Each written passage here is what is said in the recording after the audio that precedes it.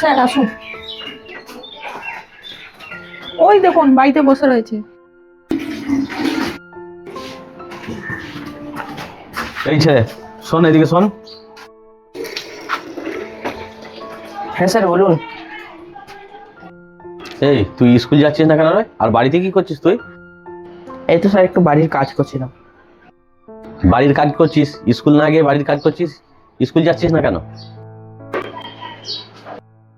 তোকে তো আমি জিজ্ঞেস করছি তুই কেন স্কুল যাচ্ছিস না, মুখটা নামাচ্ছিস, বল কেন যাচ্ছিস না স্কুল? স্যার স্কুলের ফি এর বেতন দিতে পারিনি, তাই যাচ্ছি না। ফিস আর বেতন দিতে পারিস না বলে স্কুল যাচ্ছিস না?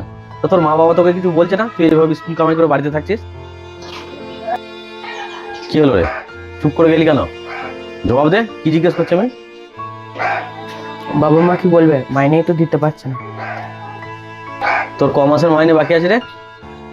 স্যার 8 মাসের মাইনে বাকি আছে আর ফি বাকি আছে। ফিস আর 8 মাসের মাইনে বাকি আছে। তোর স্কুল যাওয়ার ইচ্ছা আছে, পড়াশোনা করার ইচ্ছা আছে?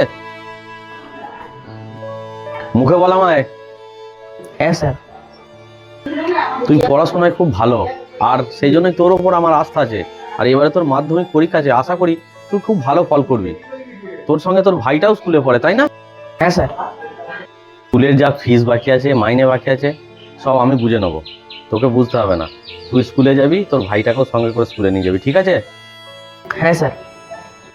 কাল থেকে স্কুলে চলে যাবি, বাড়িতে থাকবি না, ঠিক আছে? হ্যাঁ স্যার। ঠিক আছে, চলুন ম্যাডাম। স্যার আপনি যে স্কুলের ফি মাইনে সব ছেড়ে দিলেন, এটা কি হেড স্যার মানবে? তাছাড়া স্কুলেরও তো প্রচুর ক্ষতি হয়ে যাবে।